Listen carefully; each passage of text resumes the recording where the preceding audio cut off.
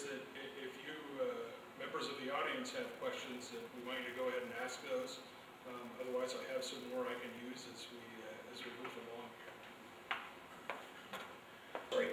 Why they're so inclined to pass the COPE Act without net neutrality, that's our topic for tonight, since clearly not having net neutrality in the face of the COPE Act is going to increase costs for consumers, because Amazon is going to have to charge more to pay off all of the little local ISPs that want to charge it. Well, probably not little local ISPs, probably big local ISPs like AT&T and Comcast. Given that it's going to increase costs to consumers, it's going to clearly increase costs to the big companies that want to sell you stuff. Or maybe it won't, and maybe that's part of the answer. Why is it that the telecom industry in particular is able to push Congress in this particular direction, and there's not enough pushback from consumers and these other companies that actually want to get their information to consumers? I think Victor's pretty well equipped to address that, actually. Thank you. You've worked with Congress. I'll at least start to answer that, and then I'll pass off the baton to my fellow panelists, especially Paul. But I think that the simple short answer, which you probably already thought was the case, is the fact that the telecom industry funnels more money into Congress than any of these other industries. They have an army of lobbyists in DC, and they have for years, whereas Google just set up shop in the last year. I think they sent their first lobbyist to the Hill within the last year. And as Paul mentioned, I did work in a congressional office a couple summers ago, and I saw this firsthand. You would see lobbyists sometimes actually lined up outside of key offices, and they're prowling the halls, they're everywhere, and it's very much out in the open. It's not secretive. It becomes very normalized within the halls of Congress. And a really quick anecdote I'll tell that I think shows just how deeply embedded they are into the policymaking process. The day after the Brand X decision came down from the Supreme Court, which is basically what put us in this mess to begin with, which it basically decided that cable companies no longer had to abide by common carriage and net neutrality provisions. I sent out a dear colleague email. A dear colleague email goes out to every other congressional office on the Hill. And I sent this out. It only goes to congressional offices. Less than 10 minutes later, I got a phone call from a woman representing NCTA, which is the lead lobbying firm for the cable industry. And she began harassing me about this email. How she got the email, I never really figured out. Obviously, someone in a congressional office forwarded it to her right away. But she began harassing me that we went on the record. Of course, I did say in this dear colleague letter that the cable industry would now become de facto gatekeepers, and so that wasn't very nice to say. But it's just that I think that speaks to it, just how embedded they are in the process, with money, with personnel.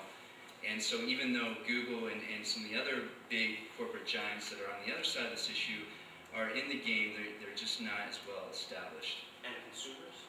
Consumers, unfortunately, are often the ones that get spoken for least in this process. Although I remain optimistic, I think that there's a world of difference between the fight that's going on now compared to the 1996 Telecom Act. I think consumers and the public in general has much more of a voice in this debate today than they did 10 years ago. So there's reason for hope.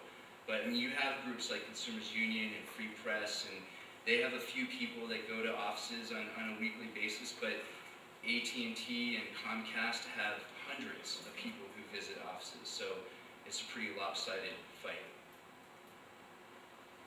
I mean, I think with regard to the consumers, it is a matter of education. We're sitting here talking and trying to understand this. And as Victor alluded, the telecom industry would like this to be perceived as an arcane, technical, difficult issue.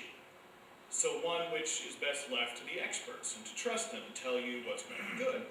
They're spending millions of dollars a day on advertising especially in the DC area, but throughout the country, on television advertising, print advertising, saying, don't let them regulate the internet. Don't let them create a new internet tax.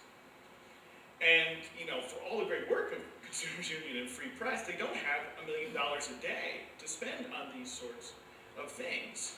So, I mean, a large part of it is, for your representatives, I think it seems pretty safe. You know, you don't feel like, Tim Johnson doesn't feel like he's going to come back to Champaign-Urbana and be charged with being the man who killed the internet. He's not really scared of the rest of us here, because how many thousands of other constituents does he have who don't really know? And how often do you read about this on the front page of your newspaper? How often do you read it on the front page of the politics section? Or where do you read about it? Page 3 of the business section. How many of us get that far per day?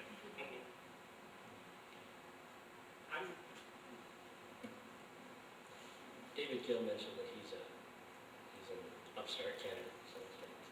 And I'm also to some extent, but I'm an upstart candidate in the internet service provider industry. So when you mentioned that the small ISPs will not be the ones charging these fees, I think you're absolutely right. And the reason for that is that they want to be competitive.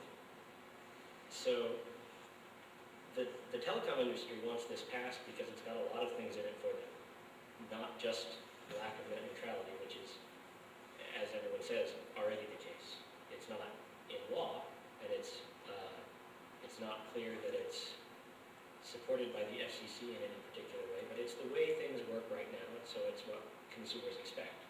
So from my perspective, if there's a law passed that doesn't have net neutrality, and that comes back to be a problem for consumers, in other words, their bills go up, and the websites have to pay more, and so there are less cool services like YouTube, which wouldn't have existed if you had to pay for the videos. I couldn't hope for a better sales pitch for my internet service, which would not have that. So I'm probably the opposition voice on this panel, because while I am strongly in favor of the traffic on the internet flowing smoothly,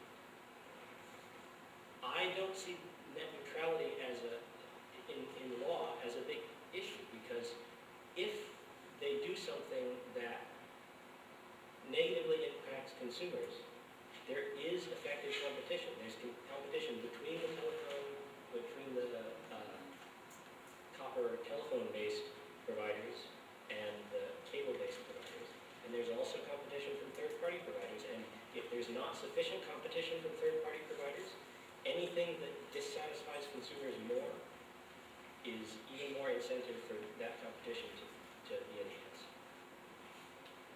I'd like to speak to your